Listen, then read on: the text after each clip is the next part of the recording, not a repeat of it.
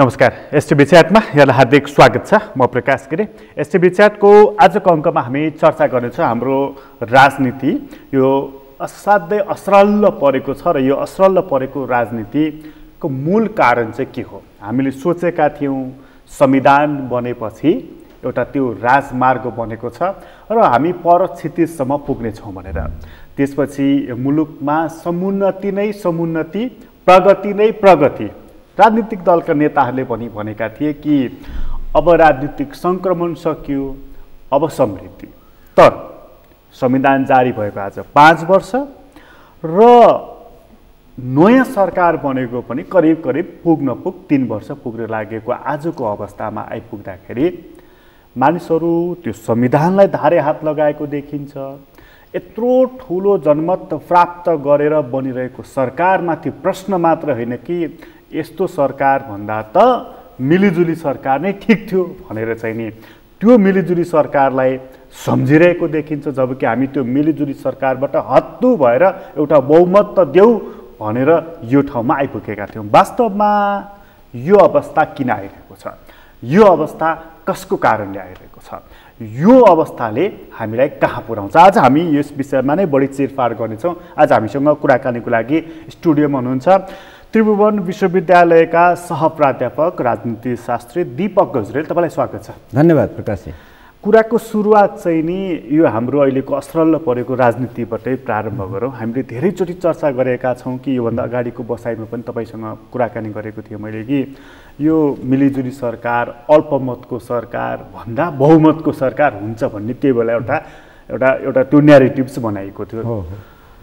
आज बहुमतको सरकार छ, जनताले लेखेको संविधान छ, सरकारलाई काम गर्नको लागि प्रत्यक्ष देखिने गरी रोक्ने कोही छैन, सब चिज छ, केही भइराखेको छैन। किन यस्तो हो? हेर्नुहोस्, मलाई चाहिँ अस्वाभाविक लागेको छैन।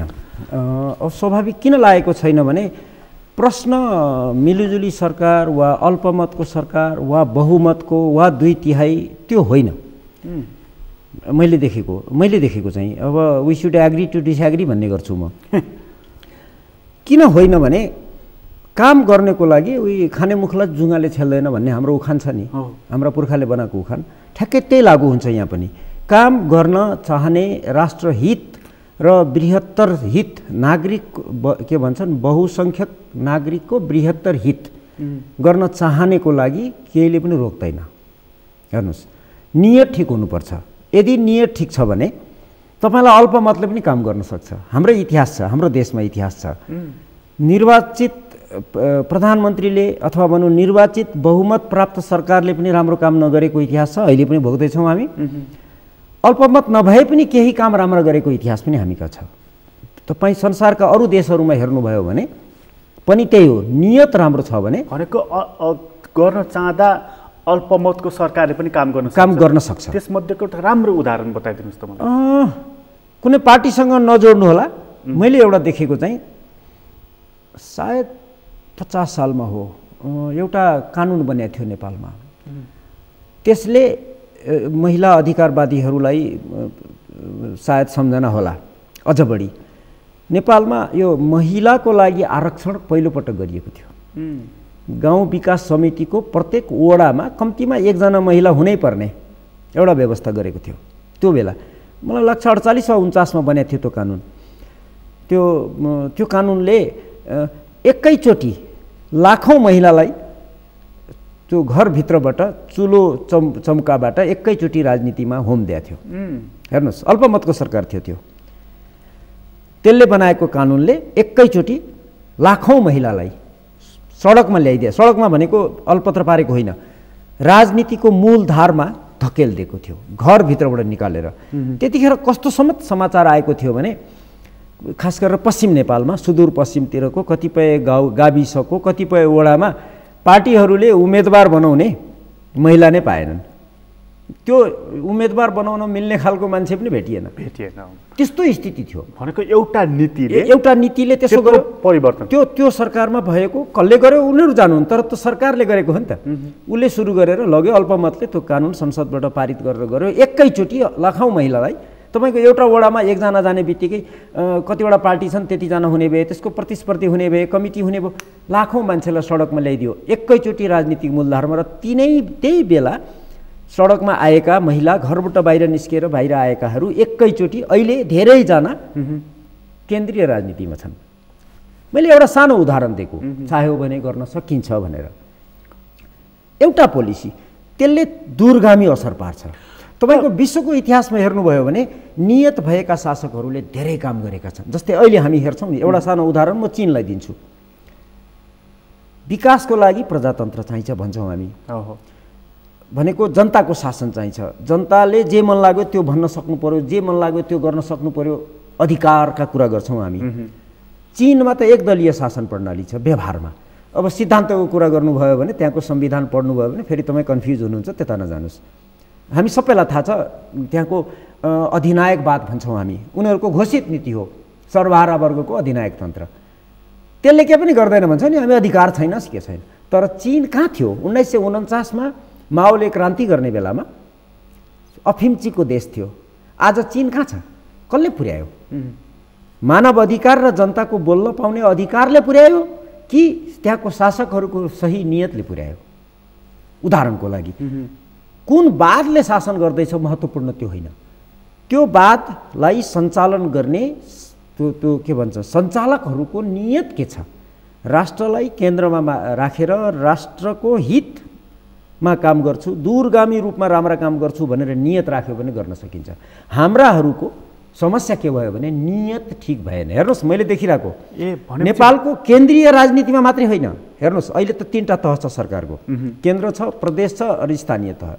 यो तीनैवटालाई करप्ट पारिसक्यौँ हामीले, पुरै तपाईँको भ्रष्ट। सबैले भनिरहेका छन्, मेरो आरोप होइन यो, सबैले स्वीकार गरिरहेका छन्। आइरहेको छ कुराहरू, कारवाही हुने नहुने त्यो परको कुरा, किनभने सबै भ्रष्ट भएपछि कसले कसलाई कारवाही गर्ने? समस्या त्यो भएको छ। तीनैवटा तह, 3वटा तह भनेको 3 ठाउँ मात्रै होइन, सिङ्गो पुस्ता हो। ख्याल गर्नुहोस्, अहिले केन्द्रीय राजनीतिमा भएका मान्छेहरू एउटा चरणमा गएर बाहिर निस्किने, अनि त्यो अलि तल्लो प्रदेशको तहको मान्छे माथि आउने, राजनीतिमा त त्यो हुन्छ नि। अनि स्थानीय तहमा अहिले भएको मान्छे माथि आउने, गर्दै गर्दै एउटा चरणमा पुगेपछि त त्यो अहिले स्थानीय वडा तहमा भएको मान्छे त केन्द्रीय तहमा पुगेर प्रधानमन्त्री हुने हैसियत राख्छ नि त, क्रमिक विकास क्रमले। अब तपाईँले त्यो वडा तहमा भएको मान्छेलाई नै भ्रष्ट पारिदिनु भयो अहिलेदेखि भने तपाईँले 3टा पुस्ता, कम्तीमा 3टा 4वटा पुस्ता हामीले बिगारिसक्यौँ। भ्रष्टाचार, भ्रष्ट भनेको मैले पैसाको मात्रै कुरो गरेको होइन, राजनीतिक रूपमा, आर्थिक रूपमा, नैतिक रूपमा, धार्मिक, सांस्कृतिक हरेक किसिमले हामीले भ्रष्ट पारिसक्यौँ। अपवाद जहाँ पनि हुन्छ त्यो अर्को कुरा भने यो किन गऱ्यौँ त भन्दा हाम्रो उद्देश्य देशको भलाइ गर्ने अस्ति थिएन रहेछ भन्ने बुझियो। नारा मात्रै रहेछ, देशको हित गर्छु भन्ने नारा अनुसारको काम गर्ने नियत रहेनछ। होइन भने अहिले सत्तामा भएकाहरूले यो देश चलाएको 30 वर्ष भयो। ख्याल गर्नुहोस्, 62 सालसम्म त राजाको शासन थियो भन्नु होला, त्यो कुतर्क हो। ख्याल गर्नुहोस्, 2047 सालको संविधानले राजालाई सर्वेसर्व अधिकार दिएको थिएन। प्रधानमन्त्रीले जे चाह्यो त्यो गर्न सक्थे। धारा 2047 सालको संविधानको धारा 35 पढ्दा पुग्छ होइन। त्यसैले 30 वर्ष भनेको एउटा देशमा केही गर्नको लागि सानो अवधि होइन, धेरै गर्न सकिन्थ्यो। त्यति बेला एउटा छुट अथवा भनौँ त्यति बेला जहिले पनि एउटा एक्सक्युज के पाइराखेका थिए त्यति बेलाका शासकहरूले भनौँ, सरकार सञ्चालकहरूले भनौँ, शासक पनि के भन्नु होइन, सरकार सञ्चालक भनौँ कि अल्पमतको सरकार थियो, छोटो अवधिको लागि नीतिहरू कार्यान्वयन नै गर्न पाइएन, पूर्वाधार विकासमा त जग्गै हाल्न पाइएन भन्ने उनीहरूको जुन दुखेसो थियो नि, होइन त्यसमा दम कति छ? छैन। उहाँहरूको काम नगरेकाले अर्कालाई दोष दिने प्रवृत्ति मात्रै हो। मैले अघि नै उदाहरण दिएँ, उनीसँग त भिजन नै थिएन। भिजन थियो, भिजन नभएको होइन। कागजमा हेर्नुहोस् न, गजब छ नि, लेखेको यो गर्छु त्यो गर्छु, सिओदेखि हवाईजहाजसम्म बनाउँछु, सबै थोक्छ त। कार्यान्वयन चाहिँ कार्यान्वयन गर्ने बेलामा नियत खराब भयो। नियत के भयो? तपाईँले आफ्नो हित मात्रै हेर्नुभयो, व्यक्तिगत, पारिवारिक, गुटगत र दलगत स्वार्थ हेर्नुभयो। अनि म यसलाई सकिहालौँ। अनि एउटा तपाईँले निहित स्वार्थ हेर्नुभयो। एउटा कुरा, एउटा पाटो त्यो भयो। निहित स्वार्थ हेर्ने बित्तिकै मलाई फाइदा छ कि छैन यो गर्दा, भनेर मात्रै कुनै काम गर्न थाल्नुभयो। आफूलाई फाइदा नहुने काम राष्ट्रलाई फाइदा हुन्छ भने पनि गर्नु भएन, एउटा कुरा। दोस्रो, उहाँहरूलाई सत्तामा कसले पुर्याइदिएको थियो? नेपाली जनताले होइन, विदेशी शक्तिले पुर्याइदिएको थियो। 46 सालको आन्दोलन विदेशी शक्तिले गराइदिएको थियो नेपालमा, र नेपालका राजनीतिक दलहरूले आफ्नो सङ्गठन प्रयोग गरेर बाहिर देखिँदा अन्तिममा भिड देखिया मात्रै हो। त विदेशीले तपाईँलाई किन सघाउँछ? आफ्नो स्वार्थ हेर्छ नि त उसले। नेपालको हित होस्, नेपालको कल्याण होस् भनेर कुनै अर्को राष्ट्रले त हामीलाई सघाउँदैन नि। भनेपछि उनीहरूलाई विदेशी शक्तिले सत्तामा पुर्याइदिएको थियो भनेपछि उनीहरूले विदेशी स्वार्थ हेर्नु पर्यो। विदेशीहरूकै स्वार्थ पूर्ति गर्नतर्फ लागे, पूर्ति गर्नपट्टि लागे। कति गए कति गरेनन्, सबै स्वार्थ उनीहरूले चाहेको आधारभूत स्वार्थहरू जुन थियो, विदेशीको स्वार्थहरू, तिमीले यो गरिदेऊ भन्ने जुन थियो, त्यो सबै पुरा नभएको हुनाले सायद होइन के स्वार्थ थियो आधिकारिक रूपमा मैले पुष्टि गर्न सक्दिनँ, तर बाहिर कोरिलेट गर्न सकिन्छ। ती सबै कुराले गर्दाखेरि जति काम गर्न सकिएन, त्यस कारणले 46 सालपछि माथि आएकाहरूको विरुद्धमा बन्दुक उठाउन लगाइयो। त्यो पनि पुष्टि भयो विदेशीले गराएको थियो। 62-63 त सबैलाई थाहा छ, विदेश हाम्रो मित्र राष्ट्रले उही सम्झौता गराएर यहाँ आन्दोलन गराएर सत्ता परिवर्तन गरेको थियो, गणतन्त्र ल्याइएको थियो, सङ्घीयता, धर्मनिरपेक्षता के हो भने तपाईँ जब अर्काको लागि काम गर्नुहुन्छ, अर्काको सहयोग लिएर काम गर्नुहुन्छ भने जसले सहयोग गर्यो उसको हित त गर्नु पर्यो नि। सहयोग त्यसै गरिन्न। ख्याल गर्नुहोस्, राजनीतिमा र राज्य सञ्चालनमा भावना हुँदैन, माया मोह भावना घृणा हुँदैन, स्वार्थ मात्रै हुन्छ, इन्ट्रेस्ट मात्रै हुन्छ। एउटा देशले आफ्नो स्वार्थ मात्रै हेर्छ। जस्तै एकछिनलाई उदाहरणलाई भनौँ, हामी कहिलेकाहीँ यहाँ कुरा गरेको सुन्छौँ, पढ्छौँ, भारतले नेपालमा चलखेल गर्यो, अमेरिकाले चलखेल गर्यो, चीनले चलखेल गर्यो। गर्छ त उनीहरूले, किन गाली गर्नुहुन्छ? भारतले आफ्नो स्वार्थ अनुसार नेपाल चलोस्, उसलाई जे चाहिएको छ त्यो काम गरिदियोस् भनेर उसले चाहनु स्वाभाविक हो नि त, उसको राष्ट्रिय स्वार्थ हो नि त। हामी किन चल्ने? अमेरिकाले नेपालमा आफ्नो स्वार्थ अनुसार चलोस् भनेर चाहन्छ, स्वाभाविक हो। चीनले त्यही चाहन्छ, स्वाभाविक हो। त अरूले चाहँदैमा हामी किन चल्ने? जब हामी चल्छौँ अर्काको स्वार्थ अनुसार, उनीहरूले भने अनुसार जब चल्छौँ भने तिमीलाई सत्तामा पुर्याइदिन्छु, त्यसलाई गद्दीबाट फालेर तिमीलाई गद्दीमा लगिदिन्छु, मेरो यो काम गरिदेऊ भनेर लग्या हुन्छ नि त। त्यसै लाग्दैन? मैले अघि नै भनिसकेँ, राष्ट्रको माया मोह भावना हुँदैन, स्वार्थ मात्रै हुन्छ। राष्ट्रको स्वार्थ अनुसार उनीहरूले काम गर्छ। अरूको चाहिँ राष्ट्रको स्वार्थ हुन्छ, भारतको हुन्छ, चीनको हुन्छ, अमेरिकाको हुन्छ, नेपालको चाहिँ हुँदैन? हुन्छ, नेपालको पनि स्वार्थ हुन्छ। स्वार्थ के हुन्छ? हाम्रो भूगोल, हाम्रो क्षमता, हाम्रो सैनिक क्षमता, आर्थिक, राजनीतिक, कूटनीतिक सबै क्षमताको हिसाबले हाम्रो स्वार्थ भनेको हामी स्वतन्त्र रूपमा शान्तिपूर्ण तरिकाले बाँच्नु पाउनु पर्यो। हामीले त्यति हो। विश्व नै हामी हाँक्छौँ भन्ने हाम्रो स्वार्थ होइन, हाम्रो क्षमता र हाम्रो हैसियतको हिसाबले, हाम्रो सबै थोकको हिसाबले होइन। विश्व नै हामी हाँक्छौँ भन्ने पनि छन्, इतिहासमा अरू थिए, अहिले अर्कै छन्। त्यो आफ्नो उनीहरूको स्वार्थ विश्व हाँक्छु भन्ने छ। हाम्रो स्वार्थ त्यो होइन, हामी शान्तिपूर्ण तरिकाले विकास गर्छौँ, अर्काले बाधा अडचन नपुर्याइदेऊ, हामी आनन्दले शान्तिसँग बसेर विकास गर्न सकौँ। हाम्रो राष्ट्रिय स्वार्थ त्यो स्वार्थ पुरा गर्नको लागि हामीले आफैले कति गर्न सक्छौँ त्यो गर्ने, नसकेको विदेशीको सहयोग लिने, अन्तर्राष्ट्रिय संस्थाहरूको सहयोग लिने, जुन हामी गर्दैछौँ। तर सही ठाउँमा सहयोग लिएर सही काम गर्दैनौँ, गरिरहेको छैनौँ। अनि गर्छौँ के? मलाई सत्तामा पुर्याइदेऊ, तिम्रो यो स्वार्थ पुरा गरिदिन्छु, मलाई सत्तामा पुर्याइदेऊ, तिम्रो यो स्वार्थ अनुसार म काम गरिदिन्छु भनेर वचनबद्ध भएर हामी सत्तामा पुग्छौँ।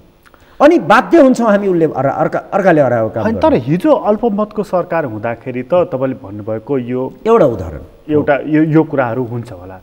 आज बहुमतको सरकार हुँदा त विदेशी होइन, परमपिता ब्रह्मा आए पनि त्यो सरकार त ढल्दैन नि त। अनि यसले किन चाहिँ फेरि मोलाइजा गर्नु पर्यो, यो किन चाहिँ लफ्रिनु पर्यो, यसले किन काम गर्नको लागि खुट्टा कमाउनु पर्यो? मतलब यसलाई रोकेको कसले छ? त्यो त यस्तो हेर्नुहोस्, मैले अघि भने सत्तामा बहुमत भएका 10 जना छन्, एकछिनलाई उदाहरणको लागि 10 जना छन्, 10 जना मध्ये 1 जनालाई चाहिँ बोकेर बाहिरियाले माथि पुर्याइदिएको, बाँकी 9 जना आफै पुगे भए चाहिँ तपाईँले भनेको कुरा लागू हुन्थ्यो। त्यो छैन नि त। 10 जना त्यहाँ पुगेका छन् भने 10 जनालाई अर्काले बोकेर त्यहाँ पुर्याएको प्रमाणित इतिहास हो यो, अस्ति भर्खरको। 12 बुँदे सहमति मैले गराएको हुँ भनेर भारतको विदेश मन्त्रीले बोल्नुभएको सार्वजनिक रूपमा अहिले पनि पब्लिकली उपलब्ध छ डकुमेन्ट, हो कि? त भारतले 12 बुँदे सहमति गरेर एउटा पक्षलाई सत्तामा पुर्यायो, अर्को पक्षलाई फाल्यो। किन गर्यो? उसको स्वार्थ के थियो?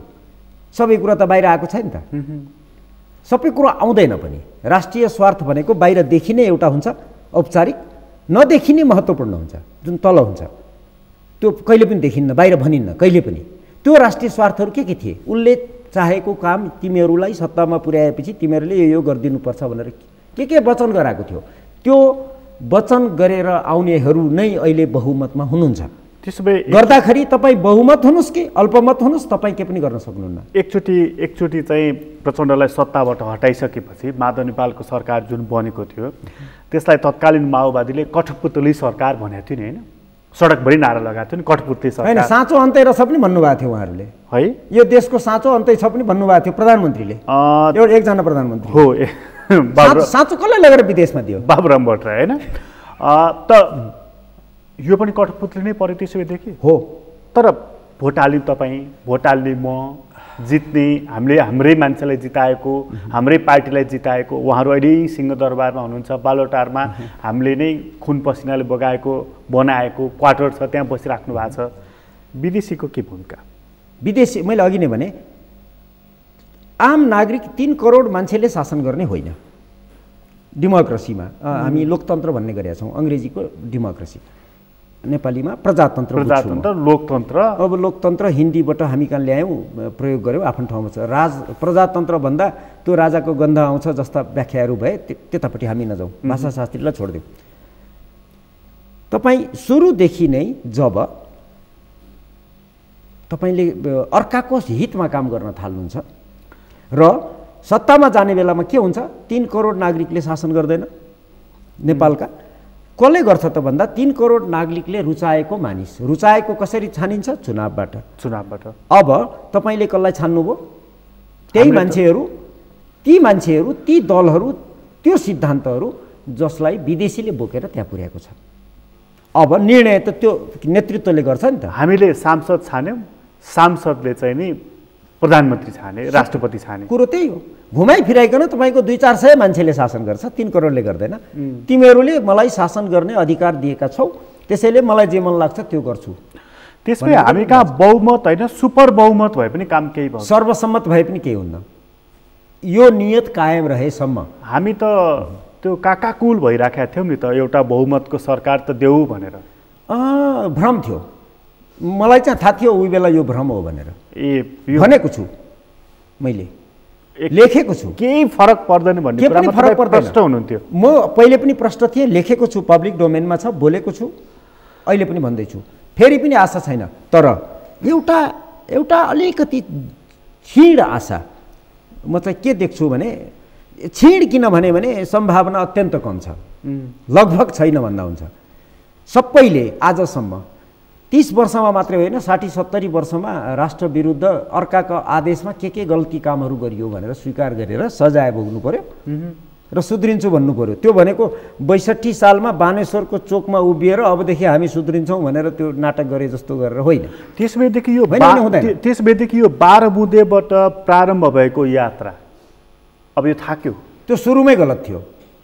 थाकेन मलाई थाहा छैन। यो कति दिन लानुहुन्छ हेर्नुहोस्, यो टिक्दैन।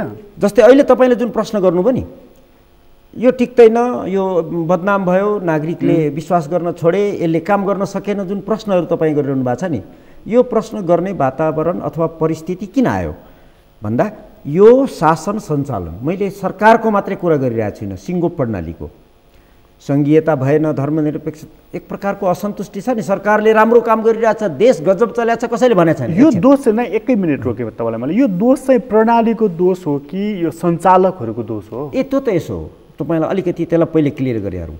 प्रणाली आफैमा कहिले पनि गलत हुँदैन, जुनसुकै प्रणाली, जुनसुकै। जस्तै उदाहरणको लागि मैले अघि चीनको अमेरिकालाई हेर्नुहोस्, भारतलाई हेर्नुहोस्। भारत कहाँ थियो 40 वर्ष 50 वर्ष अगाडि, आज कहाँ छ? त्यही प्रणालीले गरे हो नि त विकास। यसको मतलब उत्कृष्ट छ मैले भनिरहेको होइन, तर राम्रो गरेछ नि त। तपाईँ अझ पर जानुहोस्, सद्दाम हुसेनको ऊ बेलाको शासन। सद्दाम हुसेनको शासन त विचित्र थियो नि त। त त्यसले देशको विकास गरेको थियो, देशको हितमा काम गरेको थियो भनेर त पश्चिमाले सद्दामलाई मार्नेहरूले पनि स्वीकार गरे। गद्दाफीकै पनि त किन राम्रो थियो र? कर्नल 1000 चाहिँ तपाईँको चाहिँ नि पर क्यापिटा इन्कम थियो। आज गद्दाफीलाई सम्झेर लिबियाली मान्छे रोइरहेका छन् मिडियामा, हेर्नुहोस्। त्यसैले प्रणाली आफैमा गलत हुँदैन। तपाईँलाई एउटा गाडी दियो भने, भनौँ न त्यो सडक खन्ने अथवा घर भत्काउने खालको गाडी दियो भने तपाईँले सडक खनेर राम्रो पार्नुहुन्छ कि अर्का घर भत्काउँदै हुनुहुन्छ? ड्राइभरको गल्ती हो कि? त्यसैले प्रणाली गलत हुँदैन। भनेपछि त्यो सञ्चालकले गल्ती गर्यो भने दोष सञ्चालकमा सीमित रहँदैन, प्रणालीमै जान्छ। जस्तै एकछिन बाटो हिँड्दा एउटा मोटरले मान्छे खिच्यो भने ड्राइभरले मान्छे खिच्यो भन्दैन भने मोटरले मान्छे खिच्यो भन्छ नि त। ड्राइभर पछि समात्छ अथवा ड्राइभरको गल्ती हो, कारबाही ड्राइभरलाई। भनेपछि यो 12 बुँदेबाट यात्रा भएको अहिलेको यो राजनीतिक प्रणाली यो नै गलत थियो। अब यो गलत थियो भन्ने कुरा अब बिस्तारो पुष्टि हुँदैछ। त्यसको 3टा चरण हुन्छ, हेर्नुहोस्। मैले देखेको पहिले पनि त्यही भएको छ। पहिलेका 46 सालको आन्दोलनभन्दा अगाडि पनि, 62 को आन्दोलनभन्दा अगाडि पनि, र अहिले पनि त्यही बाटो जाँदै देख्दैछु म। बाटो के हो भने सबभन्दा पहिले सत्ता, सरकार र सिङ्गो प्रणाली विरुद्ध अविश्वास सिर्जना गर्ने। अहिले अविश्वास सिर्जना भइसक्यो, पुरै अविश्वास, यसले के पनि गरेन भनेर। यो पहिलो चरण, त्यो चरण पास मलाई लाग्छ पार भइसक्यो अब। र अब त्यो अविश्वासलाई घृणामा परिणत गरिँदैछ। सिङ्गो प्रणाली विरुद्ध घृणा, यो प्रणाली काम छैन, यो गलत ल्याइयो। किन ल्याइयो, कसरी ल्याइयो, यसले के गल्ती गर्यो, त्यो तपसिलका कुरा हो। सुरुमा अविश्वास भयो, त्यसलाई घृणामा परिणत गर्ने, अविश्वास बढ्दै गएर घृणामा परिणत गर्ने, घृणामा परिणत गरिसकेपछि त्यसलाई अनि अन्तिम धक्का हानेर फाल्ने र नयाँ ल्याउने विद्रोह। त्यो चाहिँ विद्रोह तपाईँको बन्दुकले विद्रोह हुन्छ कि सेनाले कब्जा गर्छ कि आन्दोलन हुन्छ कि, त्यो विभिन्न कारणहरू हुन्छन्। देशअनुसार, ठाउँअनुसार, इतिहासमा विभिन्न काम हुन्छन्। तर त्यहाँनिर एउटा कुरो हुन्छ, हेर्नुहोस्। जब तपाईँले इन्कम्बेन्ट भन्छ नि, सत्तामा बसेको पक्षलाई तपाईँले गद्दीबाट जब ओह्राल्नुहुन्छ, ओह्राल्ने जब प्रक्रिया सुरु गर्नुहुन्छ नि, मैले तपाईँले गर्नुहुन्छ भनिरहेको छु, मैले आफै हुँदैन। नेपालमा 12 बुँदेदेखि सुरुदेखि, 12 बुँदे मात्रै होइन, 45 सालदेखि विदेशीको निर्देशन र हितमा उनीहरूको स्वार्थ अनुसार चलेको हुनाले म यो भन्दैछु, सत्तामा बसेकोलाई फाल्ने जब तयारी सुरु गर्नुहुन्छ नि, विदेशी शक्तिले जुन हाम्रो सन्दर्भमा गरिरहेको छ, त्यतिखेर उसले के गर्छ भने अर्को शक्तिलाई तयारी गर्दै ल्याउँछ यताबाट, वैकल्पिक शक्ति। 46 सालमा त्यही गरिएको थियो। काङ्ग्रेस र कम्युनिस्ट झगडा गरेर बसेकालाई एक ठाउँमा राखेर राजा विरुद्ध आन्दोलन गराइएको थियो, राजालाई कमजोर पारेर संविधानभित्र बाँधिएको थियो 47 सालको संविधान अन्तर्गत। 62-63 मा त्यही गरियो। एक्लै माओवादीले नसक्ने भयो, एक्लै संसदवादीले नसक्ने भए, दुईटालाई मिलाइदिएपछि राजा कमजोर भए, फालियो। विकल्प के थियो? दुईटालाई मिलाएर सत्तामा लाने। अब विकल्प छैन, समस्या त्यो भयो। अब घृणा त बढाउँदै लगियो, यसलाई त फाल्ने हो, तर ल्याउने कसलाई? विकल्प छैन। हेर्नुहोस् एक सेकेन्ड, यो अविश्वास र घृणा पनि विदेशीले नै पैदा गराइदिएको हो, हाम्रो यहाँबाट होइन? होइन। हामी तपाईँलाई म बताइदिउँ एउटा कुरा। नेपालमा मेरो कलेजमा ऊ बेला यो 62-63 को आन्दोलनभन्दा अगाडि, त्यो जब अलिअलि सुरु हुँदै थियो, मेरो कलेजमा के अरे राजतन्त्र कि गणतन्त्र भनेर मिनी जनमत सङ्ग्रह भनेर गराएका थिए विद्यार्थीहरूले। 98% त्यो गणतन्त्रमा भोट हालेका थिए। कति खस्या थियो त्यो डिटेल मलाई थाहा छैन, तर त्यो खुब चर्चित परिणाम हेर्दा चाहिँ 98% हो। त्यो त्यतिखेर सुरु गरिएको थियो, जतिखेर गणतन्त्र शब्द उच्चारण गर्न पनि मान्छेको हिम्मत हुँदैन थियो। हो, सुरु त्यसरी गरिन्छ। र ख्याल गर्नुहोस्, कतिसम्म मैले देखेको छु भने 10 जना विद्यार्थी अथवा 10 जना आन्दोलनकारी सडकमा उभिने, त्योभन्दा अगाडि टेलिभिजनवालाहरू सबैलाई खबर गर्ने, यहाँ आन्दोलन हुँदैछ आउनुहोस् भनेर। कति बजे? यति बजे। जब टेलिभिजन आइपुग्छ त्यसपछि आन्दोलन गर्ने। तपाईँ टेलिभिजनमा काम गर्ने, तपाईँलाई थाहा छ 100 जना मान्छेलाई पनि असङ्ख्य भिड देखाउन सकिन्छ क्यामेराबाट, त्यो समेत गरिएको थियो त्यो बेला। तपाईँ त्यतिखेरको फुटेजहरू हेर्नुहोस्, बुझ्छ मान्छेले। 62-63 को आन्दोलन, ठुलो आन्दोलन जब सुरु भयो 12 बुँदेपछि, त्योभन्दा अगाडिको पनि त्यही हेर्नुहोस्। फुटेजहरू हेर्नुभयो भने बडा मजाले बुझ्नुहुन्छ। म्यानिपुलेट गरिएको थियो, मिसइन्फर्मेसन मात्रै होइन, डिसइन्फर्मेसन गरिएको थियो। त्यस्तै अहिले गरिँदैछ। यसको मतलब सबै काम सरकारले राम्रो गर्दैछ, यो सिस्टम राम्रो चल्या छ, बदनाम गरिँदैछ मैले भनिरहेको होइन, तर राम्रा काम पनि गरिएको हो। तर फेरि जस्तो विदेशीले नै यो यात्रा गराएको हो भनेदेखि यही व्यवस्थालाई बदनाम उसले किन गराउने? नयाँ ल्याउन कि त तिमीहरू मैले भनेको मानेर खुरुखुरु मैले भनेअनुसार गर, होइन भने अब तिमीहरूलाई फाल्छु। यो काम कसले गराउँदैछ? यहाँनिर समस्या हो नेपालको। कसले गराउँदैछ? जसले सत्तामा पुर्यायो त्यो हैसियतमा छैन जुन अस्तिको हैसियतमा थियो। तपाईँलाई प्रष्ट पार्छु, नेपालको राजनीतिमा भारतले सुरुदेखि, भारतको जन्म भएदेखि 1947 मा नयाँ देश बने हो, त्योभन्दा अगाडि त्यहाँ देश थिएन, उपनिवेश अर्काको अधीनमा थियो। त्यो बेलादेखि नेपाललाई भारतले आफ्नो अधीनमा राख्ने प्रयास गर्यो। मोहन शमशेरको पालामा के गर्यो त्यो डिटेल अहिले हामीसँग उपलब्ध दस्तावेज छैन। नेपालमा जब प्रजातन्त्र आयो 7 सालमा, त्यसपछिका प्रधानमन्त्रीहरूलाई, राजालाई त्यतिखेरका भारतका प्रधानमन्त्रीले चिठी लेखेर नेपालको डिफेन्स र फरेन पोलिसी भारतको अधीनमा लाने भनेर सन्धि गर्न प्रस्ताव गरेका थिए। त्यसमा साइन भएन। त्यो सार्वजनिक रूपमा उपलब्ध छ त्यो सन्धिको ड्राफ्ट अहिले पनि एउटा। त्यो प्रयास त्यहाँबाट सुरु भएदेखि 45 सालमा फेरि त्यस्तै सन्धिको ड्राफ्ट आयो। त्यतिखेरका प्राइम मिनिस्टरले बाहिर सार्वजनिक गर्नुभयो। पछि त्यसपछि गर्दै गर्दै आजसम्म यहाँ आइपुगेपछि भयो के त, भारतले त्यसको निष्कर्ष के हो त भन्दा भारतले नेपालको आन्तरिक राजनीति उसले चाहे अनुसार सञ्चालन गर्यो। एउटा सेक्सन अफिसरको सरुवादेखि लिएर विदेश नीतिमा पनि के गर्ने जस्ता कुरामा, बीचमा अलिकति विदेश नीतिमा र विकासका कुरामा भारतले धेरै हस्तक्षेप गर्न सकेन। पञ्चायतकालमा एउटा चरणमा त्यति गर्न सकेन, जोगिएर गरे यिनीहरूले। होइन भने उसको एकाधिकार थियो नेपालको राजनीतिमा। अब भयो के तपाईँको 9/11 भन्छु म, 2001 ईस्वी सम्बन्धमा जब अमेरिकाको त्यो ट्विन टावर घटना भयो नि, त्यो घटनापछि सुरु भएको त 91 भनेको सोभियत युनियन समाप्त भएदेखि नै हो, तर बिस्तारो त्यो सुस्त गतिमा अगाडि बढ्यो र 9/11 पछि अलि हत्ते अगाडि बढ्यो। अमेरिकाको स्वार्थ यो क्षेत्रमा बढ्यो, पहिलेको तुलनामा धेरै बढ्यो। त्यो खम्पा विद्रोहको बेलाको 60 को दशकको भन्दा परिस्थिति फरक बनिसकेको थियो यो 9/11 पछि। त्यसपछि अमेरिकी स्वार्थ यहाँ स्वात्तै बढ्यो। एउटा चीनले बढी कान ठाडो पार्न थाल्यो। 60 र 70 को दशकको चीन रहेन, पछि आएर ऊ शक्तिशाली भएर गयो। उसले डिफेन्स गर्नुपर्ने भयो। तिब्बत उसको लागि हामी सफ्ट बेली भन्छौँ राजनीति शास्त्रमा, उसको एउटा कमजोर अङ्ग हो त्यो। त्यहाँ उसले डिफेन्स गर्नुपर्ने बाध्यता भयो र नेपालको भूभाग तिब्बतसँग जोडिएको हुनाले उसले नेपालमा चासो देखाउन जरुरी भयो। नेपालमा हुने गतिविधिले र नेपालको प्रणालीले नेपालका शासकहरूको नियतको कारणले मलाई नोक्सान पुग्न सक्छ भनेर उसले बुझेको भनिरहेकै छन् उनीहरू, होइन त। उनी कमजोर हुँदाखेरि चुप लाएर बस्न बाध्य थिए। जब आफू बलियो हुँदै गएपछि प्रभाव त विस्तार गर्न थाल्यो नि त। यसरी तीनवटा शक्ति प्रवेश गरे मैदान। अमेरिकाको आफ्नो स्वार्थ छ चीन विरुद्ध, उसले काम गर्यो। मैदान हाम्रो भयो। अब एकछिन म यसलाई प्रश्न पारौँ। अब के भयो भने तपाईँको 100% भारतको एकाधिकार रहेको ठाउँमा चीनले एक चोक्टा त आफ्नो क्षेत्र लग्यो त। त्यो एकाधिकारलाई यसले यहाँ ब्रेक गर्यो। अमेरिकाले अलिकति ब्रेक गर्यो।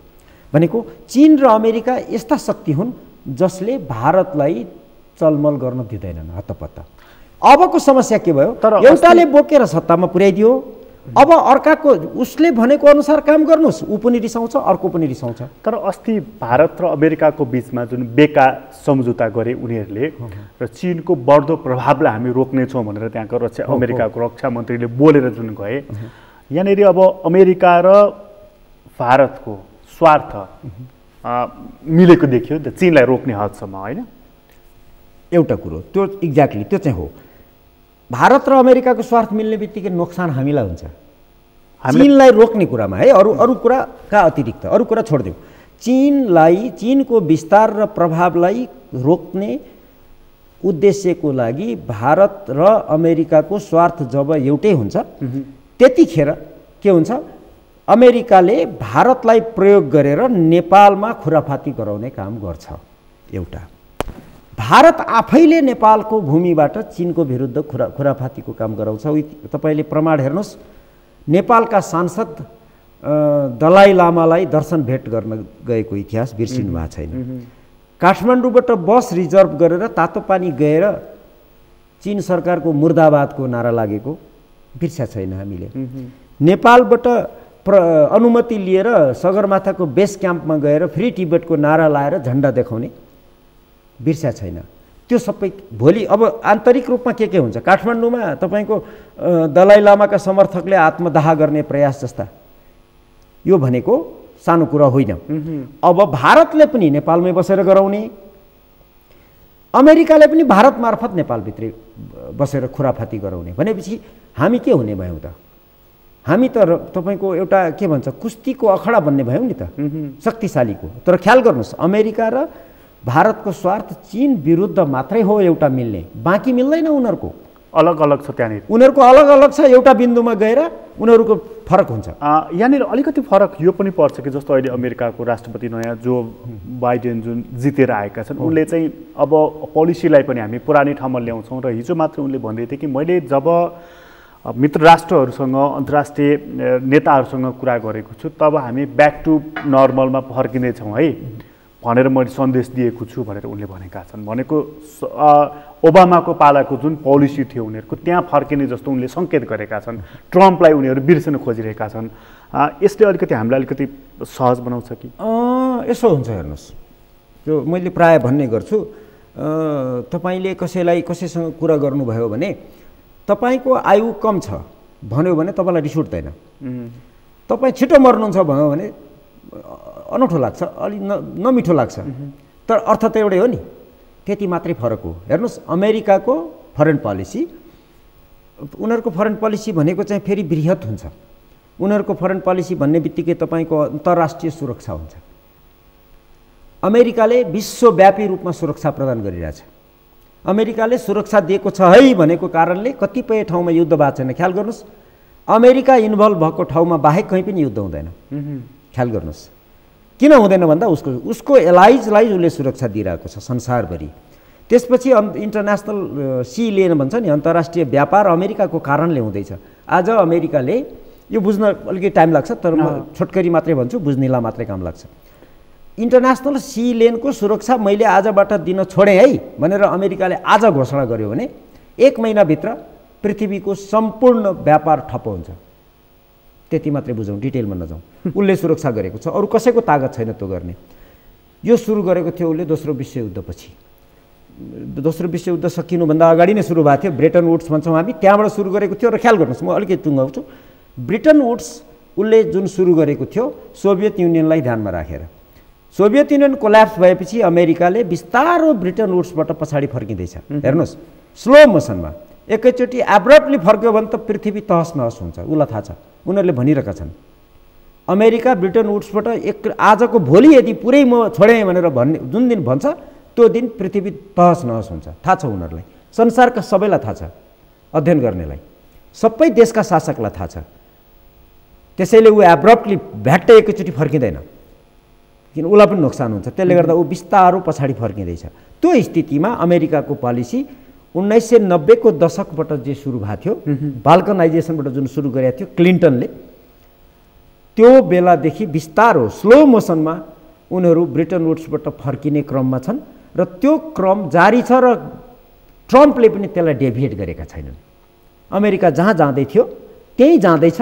ट्रम्पले बोल्ने शैली मात्रै फरक, उनको काम गर्ने तरिका मात्रै फरक। जस्तै एउटा सन्धिबाट म फिर्ता हुन्छु, पेरिस सन्धिबाट फिर्ता हुन्छु भन्दै, WHO बाट फिर्ता हुन्छु भन्दै हो, ठुलो कुरा होइन यिनीहरू। भोलि एउटा बिन्दु आउँछ, सम्झिरहनु होला, बाँचेँ भने मैले पनि देख्छु। मलाई अब UN चाहिँदैन भन्छ अमेरिकाले कुनै दिन। ख्याल गर्नुहोस्, UN चाहिँदैन भन्छ कुन दिन। त्यो स्थितिमा उसले काम गरिरहेको बेला ट्रम्पले के गरे, ओबामाले के गरे, अब बाइडेनले के गर्छन्, हाम्रो सन्दर्भलाई त्यो पनि फरक पर्दैन। त्यही गर्छन् जुन उनीहरूको हिजोदेखिको छ, क्रमबद्ध छ। उनले चीनको कन्टेनमेन्टको लागि नेपालमा बसेर के गर्ने त्यो जारी राख्छन्। त्यसले गर्दा हामी यस्तो तोरीबारीमा परिणत हुँदैछौँ जहाँ ठुल्ठुला साँडेहरू कुस्ती खेल्दैछन्। र हाम्रो घरेलु अवस्था यस्तो रहेको छ कि हामी आफूबाट चलिरहेका छैनौँ। हामी त्यो तोरीबारी अर्कैले लगाइदिएको छ। हामी आफूले केही गरेका छैनौँ। हामीलाई अर्कै आउँछ, त्यो तेल निकाल्न पनि अर्कै आउँछ। अब समस्या के भएको छ भने हेर्नुहोस्, ख्याल गर्नुहोस्, अमेरिकाले त्यो शक्ति लिएर अगाडि आउँदैछ। चाइना कन्टेनमेन्टको लागि घोषित छ उनीहरूको। अमेरिका त्यसरी आउँदैछ, चीन म विरुद्ध यसरी आउँदैछन् संसारका शक्तिशाली देशहरू भन्ने उसलाई थाहा छ, देखिरहेछ। त्यसैले ऊ आफू डिफेन्सको लागि उसले के भन्छ, डु अर डाई भन्छ, कि जोगिनु पर्यो कि सिद्धिनु पर्यो। त्यसले गर्दा उसले जे पनि गर्छ भनेपछि भिडन्त कहाँ हुन्छ? एउटा बिन्दु नेपाल हुन्छ, तीनटा। अब त्यहाँ समस्या के भयो भने भारतको एकाधिकार भएको नेपालको राजनीतिमा अब एउटा क्षेत्र चीनको अधीनमा जाने भयो।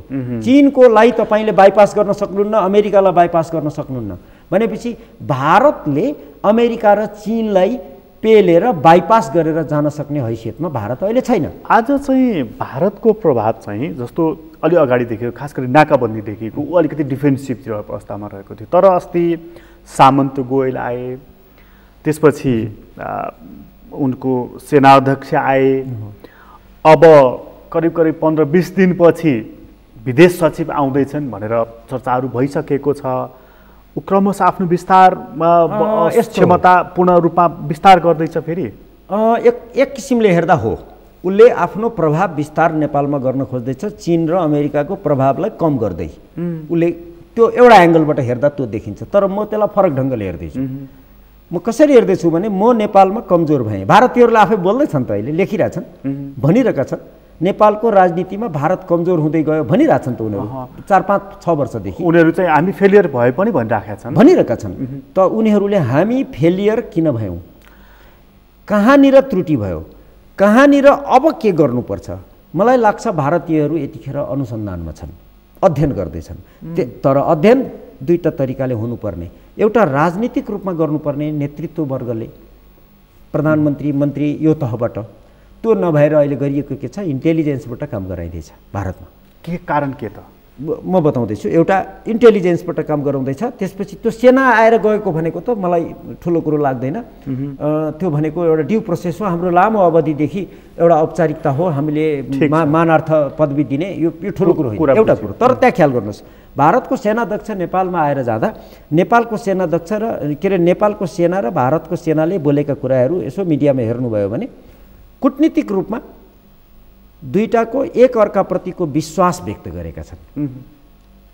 नेपालको सेनालाई भारतको सेनाले, यसको अर्थ भारतले अविश्वास गरेको देखिन्न। एउटा कुरा यसको अर्थ के हो भने भोलि नेपालको सत्तामा कुनै उरालधुराल पार्नु पर्दा नेपालको सेनालाई विश्वासमा लिन सकिन्छ भनेर भारतले विश्वास गरेको मैले सङ्केत देखेको छु। त्यहाँ प्रयोग भएका शब्दहरू, एउटा सङ्गठित शक्ति नेपालमा बाँकी त्यही एउटा मात्रै छ, त्यसलाई विश्वासमा लिन सक्यो भनेदेखि लिन खोजेको भारतले, र सायद त्यो विश्वास उसले प्राप्त गरेको जस्तो सङ्केत मैले देखेको छु। भनेको भारतले हाम्रो नेपाली सेनालाई विश्वास गरेको, विश्वासमा लिन खोजेको देखियो, त्यो देखेको छु मैले मेरो बुझाइमा। एउटा पाटो। अब अस्ति इन्टेलिजेन्सको प्रमुख पठाए, ख्याल गर्नुहोस्, इन्टेलिजेन्सको प्रमुख नेपालमा आउँदै हुनुहुन्छ, उहाँ विशेष भ्रमणमा गोप्य रूपमा भनेर 3 दिन अगाडि मिडियाले भन्छ। सम्भव छ इन्टेलिजेन्सको प्रमुख कहीँ भ्रमणमा जाँदा 3 दिन अगाडि मिडियाले थाहा पाएर, त्यो पनि नेपालका मिडियाले, जो न्युज खोज्न जाँदैनन् टेबलमा न्युज आउँछ। म पनि मिडियामा थिएँ कुनै बेला, मलाई यो मिडियाको पढाउने मान्छे पनि हो, मलाई थाहा छ कि होइन, टेबलमा न्युज आएर फोनमा आएर लेख्ने मिडियाले पत्ता लाउँछ। किन भन्दा भारतले दुईटा सन्देश दिन खोज्यो। इन्टेलिजेन्सको अफिसर के अरे चिफ नेपाल जाँदै हुनुहुन्छ भनेर दुईटा मेसेज दिन खोज्यो। एउटा नेपाली सत्ता सञ्चालकहरूलाई कि तिमीहरू चुरीफुरी नदेखाऊ, मेरो अधीनमा छौ, म राजनीतिक तहमा होइन, एउटा इन्टेलिजेन्सको अफिसर मार्फत तिमीहरूलाई आदेश दिएर काम गराउने हैसियत राख्छु भनेर सन्देश दिएको एउटा। अर्को, नेपालमा भारतको स्वार्थलाई चुनौती दिएर काम गर्न खोजिरहेका चीन र अमेरिका जस्तालाई मेरो प्रभाव हेर है, नेपालमा यस्तो छ, म त यहाँ सानो एउटा कर्मचारी पठाएर पनि धेरै गर्न सक्छु। त्यो भ्रमणलाई त्यति धेरै हल्ला गराएको उसले जुन त्यो ग्लोरिफाई गरे नि, ग्लोरिफाई गरे कि त्यही पहिले नै गोप्य रूपमा जाँदै हुनुहुन्छ भनेर हल्ला एउटा त्यो। अब अहिले कर्मचारी पठाउँदैछन् भनेको अब नेपालमा यो समस्या कहाँबाट आयो? यसलाई अर्को एङ्गलबाट पनि हेर्न सकिन्छ नि सर। जस्तो अर्को एङ्गलबाट भने चाहिँ हाम्रो सरकारी आँखाबाट हेरौँ। सरकारी आँखाबाट हेर्ने भने चाहिँ एक किसिमको डेडलक, एउटा स्टेलमेट थियो। न वार्ता भइरहेको न हिजोको जस्तो नाकाबन्दीको अवस्था, त्यो खालको अवस्था थियो। गोयल आए, नरवणे आए, अब हर्षवर्धन आउँदैछन् भनेको अब भारतसँगको सम्बन्धमा बिस्तारै शीतलता आउँदैछ भन्ने कुराको अर्थ पनि त आउँछ नि। होइन, सम्बन्ध बिग्रेकै होइन मैले देखेको। अस्ति जुन बिग्रियो यो त्यो भनियो नि, सम्बन्ध बिग्रेकै होइन। बिग्रेको भनेको के हो त भन्दा उतै हाम्रो लिम्पियाधुराको केसमा होइन, त्यो त मैले बुझेको है, मैले बुझेको we should agree to disagree. फेरि पनि भन्छु, हेर्नुहोस्, भूभाग हाम्रो हो, ऐतिहासिक दस्तावेजहरूले आधिकारिक रूपमा प्रमाणित गर्छ नेपालको हो, स्वामित्व हाम्रो, तर भोग चलन भारतको छ। त्यो फिर्ता लिएर भनेको भोग चलन मात्र फिर्ता लिए, स्वामित्व त हाम्रो छँदैछ। त्यो लिनको लागि जुन प्रक्रिया अपनाइयो यो गलत हो भन्छु म। किन भनेर म हामीले चालेको कदम गलत। किनभने त्यस्तो संवेदनशील कुरालाई राजनीतिक र कूटनीतिक रूपमा क्वाइटली कसैले थाहा नपाउने गरी बिस्तारो समाधान गर्नुपर्छ। समाधान भइसकेपछि मात्रै भन्नुपर्छ अब के भयो, तपाईँले यति हल्ला गरिदिनु भयो, अब भारतले पनि यो जग्गा तपाईँको हो, भोग चलन आजदेखि मैले छोडेँ, तपाईँ लिनुहोस्, भारतले पनि भन्न मिल्दैन। अब ख्याल गर्नुहोस्, यदि भारतले त्यो भन्यो भने, मोदीले यदि भन्यो भने पनि हामी कहाँ जसरी चाहिँ राष्ट्रघातको आरोप लाग्छ त्यस्तै उहाँ लाग्छ, उसलाई पनि त लाग्छ। त्यो भारत चाहिँ के राष्ट्रवादी छैनन् र भारतीयहरू आफ्नो स्वार्थ हेर्दैनन् र धान्न सक्छ त्यहाँको सरकारले। अब यति हल्ला गरिदिउँ हामीले, त्यसैले म के देख्छु भने यसलाई अब कन्स्पिरेसी थियोरी भन्नु होला तपाईँले, यो यसरी हल्ला गराएर अझ जटिल बनाएर समाधान गर्नलाई झनै समस्या सिर्जना गरिदिएको चाहिँ मलाई लाग्छ भारतीयहरूले नै उचालेर गराएको हो भन्न ठान्छु म। देख्दाखेरि नेपाल राष्ट्र विरुद्ध बोल्यो भन्नु होला, नो प्रब्लम। म राजनीतिशास्त्रको रियलिस्टिक एप्रोचको विद्यार्थी हुँ। रियलिस्टिकली हेर्ने हो भने हामीले जे काम गऱ्यौँ गलत गऱ्यौँ, गर्नु हुँदैन भनेको क्वाइटली ट्र्याक 2 च्यानलबाट चाहिँ ट्र्याक 2, 1, 3 जे युज गर्नुहोस्, तर क्वाइटली गर्नुपर्छ। तर अब हामीले झन् बिगार्यौँ स्थिति। अब त्यसैले अब सम्भावना छ त्यो। अब अस्ति जति थियो हल्ला गर्नुभन्दा अगाडि त्योभन्दा कम भयो हाम्रो भोग चलन आउने। बुझ्नुभयो न, गाह्रो छ, गाह्रो पार्यौँ हामीले, आफैले गऱ्यौँ भनेर म मान्दिनँ। हामी कहाँ त्यो हल्ला गर्नुपर्ने बाध्यता के थियो? भारतीयहरूले गराए भन्छु म, चाहिँ आरोप लगाउँछु। उनीहरूले नै उनीहरूका विरुद्धमा गराउँछन्, हो त नि। तपाईँलाई अनि राष्ट्रवादी मतलब तपाईँले मेरो विरोध गर्ने र म नै तपाईँलाई उकास्ने, यसैलाई भन्छ राजनीति। तपाईँलाई राष्ट्रवादी बनाउने, यसैलाई भन्छ राजनीति। आफ्नै देश विरुद्ध बाहिरकोबाट काम गराउने, अनि त्यो विरुद्ध त्यसले मैले मेरो विरोध गर्यो भनेर एकथोक गराउने, यो राजनीति भनेको यही हो। हेर्नुहोस्, यसलाई कहिलेकाहीँ गाउँघरतिर म केटाकेटी हुँदा बुझ्दिनँ थिएँ कि राजनीतिमा पोलिटिक्स घुसाएको भन्थे कि हो। राजनीति भनेकै त्यही हो, बाहिर देखिन्न। भारतको विरोध गरौँ भन्ने बित्तिकै हामीले स्वेच्छाले त्यसको विरोध गऱ्यौँ भन्ने अर्थमा नबुझ्नुहोस्। यसलाई कहिलेकाहीँ आफ्नै विरोध उनीहरूले गराउँछन्। यसलाई अतिशङ्का पनि भन्न मिल्छ नि? मिल्छ। मैले त्यसैले भने तपाईँ यसलाई कन्स्पिरेसी थियोरी भन्नुहोस्, नो प्रब्लम। मैले अघि नै भनिसकेँ सुरुमै। त्यसैले यो रियलिस्टिक एप्रोचमा सबै कुरा पुष्टि हुन्न। अच्छा, म अलिक अगाडि आएँ, बडा महत्त्वपूर्ण कुरा गर्नुभयो तपाईँले, किनभने त्यो घिचोल्नु चाहिँ त्यति राम्रो हुने थिएन। हामीले क्वाइटली त्यो भूमिमा जसरी भारतीय फौज बसेको छ उसलाई फर्कने वातावरण बनाउनु पर्थ्यो, क्वाइटली गर्नु पर्थ्यो। त्यसपछि अलिकति अगाडि आउँदाखेरि चाहिँ हामी गोयलसम्म आइपुगेका थियौँ। अब यो गिचोलिएको अवस्थामा चाहिँ भारतले नेपालमा मेरो अहिले पनि हैकम चल्छ, मैले भनेअनुसार चल्छ भन्ने उसले देखाउन खोजिरहेछ र त्यो देखाएको छ उसले देखाउने कोसिस गर्दैछ। तर त्यो पत्याउनेवाला छैनन् अरूले, भनेको नेपालमा खेल्ने बाहिरी शक्तिहरूले, चीनले र अमेरिकाले पत्याउनेवाला छैन। त्यसैले भारतले एउटा त उसको सन्देश दिँदैछ। त्यो जुन चीन भारत जुन भन्छ नि, भारतका कतिपय मानिसहरू भन्छन् कि नेपाल चीनतर्फ चाहिँ फर्केर अथवा चीनको काखमा बसेर हामीलाई चाहिँ छुरा हान्दैछ भनेर। नेपाल चीनको काखमा बसेको छ? होइन, मलाई लाग्दैन त्यो। चीनले इतिहासमा कहिले पनि नेपाल राष्ट्र र नेपाली जनताको सङ्कटको बेलामा कहिले पनि सघाएको छैन, इतिहासले प्रमाणित गर्छ। सङ्कट परेको बेला नेपाली जनता र नेपाल राष्ट्रको हितमा चीनले कहिले पनि मद्दत गरेको छैन सङ्कटको बेला। अरू बेला यो गर्ने त्यो गर्ने त्यो फरक चिज, त्यो बेग्लै कुरा। सङ्कटको बेला यदि तपाईँ चीनले नै सबै थोक गरिदिन्छ, मै अब भारत चाहिँदैन भने जस्तो यदि यहाँ सोचाइ कसैले राखेको छ भने यसले देश डुबाउँछ।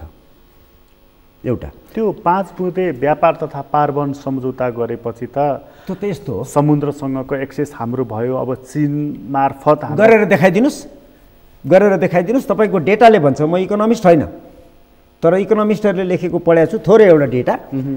भूमिबाट व्यापार गर्न, सामान ढुवानी गर्न जति खर्च हुन्छ नि, ढुवानी मात्रै, समुद्रबाट ढुवानी गर्दा 40 देखि 50 गुणा कम खर्च हुन्छ। भनेको समुद्रबाट ढुवानी गर्दा तपाईँको 1 रुपियाँ खर्च हुने ढुवानीमा त्यति नै ढुवानी यदि भूमिबाट गर्नुहुन्छ त्यति नै दूरीमा भने 40 देखि 50 रुपियाँ खर्च हुन्छ, चल्छ।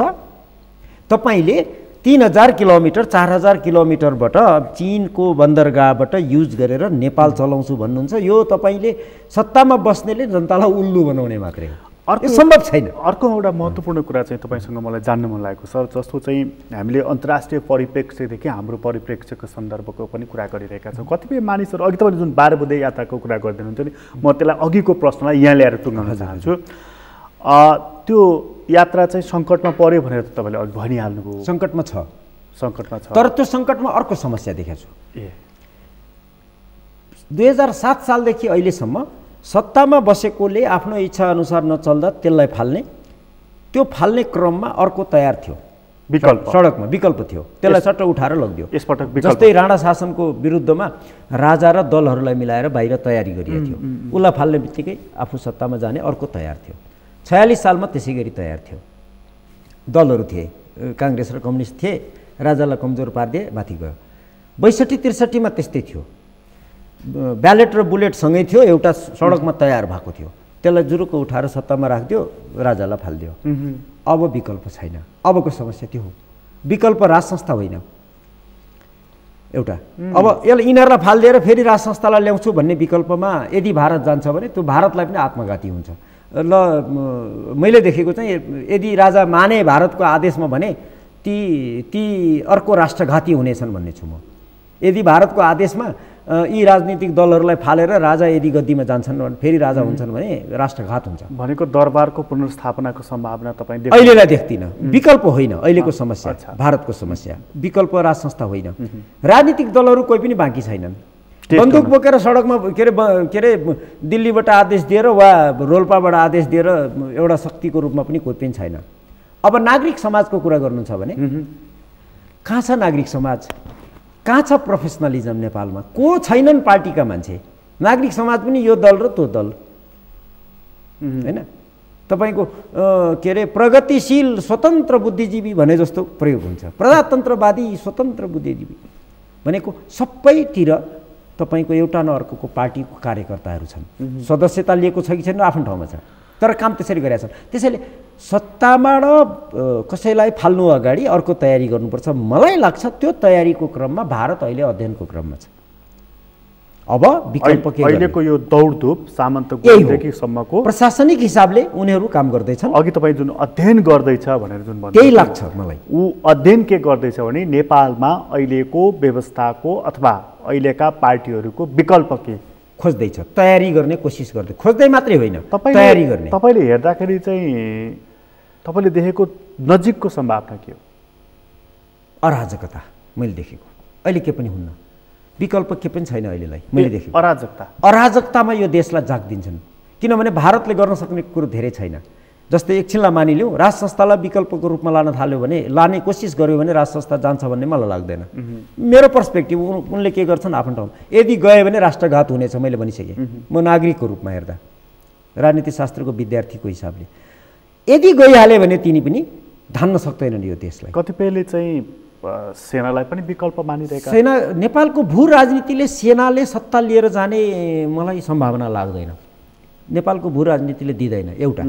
तर एउटा सम्भावना के हुन सक्छ, नागरिक सरकार बनाउने अनि सेनाको ब्याक दिने, के अरे सेनाको समर्थनमा नागरिक समाज, जस्तै अस्ति संविधान बनाउने बेलामा गरिएको थियो खिलराज रेग्मीको समथिङ लाइक द्याट। त्यो तर त्यो अल्पकालीन हुने भयो, अल्पकालीन। त्यसपछि के भन्ने तयारी हुनु पर्यो नि।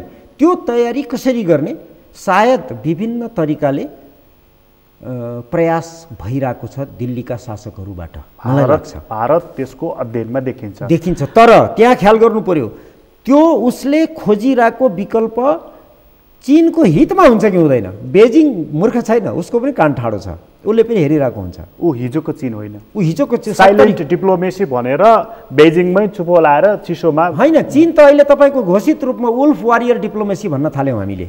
चिनियाको वुल्फ वारियर शैलीमा आक्रामक रूपमा उनीहरू कूटनीतिमा गएको। अब अन्त्यमा नि सर, अन्त्यमा अब यति धेरै हामीले कुरा गरिसक्यौँ, एकछिन अब हाम्रै कुरा गर्ने हो भने चाहिँ अन्त्यमा एउटै मात्र प्रश्न, हाम्रा जुन नेताहरू छन् नि, केपी ओली, प्रचण्ड, शेरबहादुर देउवा, यिनीहरू एउटा पार्टीलाई प्रतिनिधित्व गर्छन् नि त, यिनीहरूले चाहिँ के सोचिरहेका होलान् भन्ने तपाईँ ठान्नुहुन्छ? यिनीहरूसँग सोच्ने क्षमता अब छैन। भोलि मैले के बोल्छु, भोलि मैले के निर्णय गर्छु र मेरो अवस्था भोलि के हुन्छ यिनीहरूलाई थाहा छैन कि। थर्कमानको अवस्थामा छन्। यो हिन्दी सिनेमामा कहिलेकाहीँ देखाउँछ नि तपाईँको दुख्ती नस, अनि तेरो यस्तो सूचना मसँग छ, मैले भने मान्दैनस् हुन्छ नि, ब्ल्याकमेलिङ, त्यो अवस्थामा छन् यिनीहरू। थर्कमानको हो, मलाई त्यो लाग्छ। त्यसैले प्रधानमन्त्री चाहिँ के ब्याकट्र्याक गर्दै हुनुहुन्छ जस्तो? सबै त्यही अवस्थामा छन्।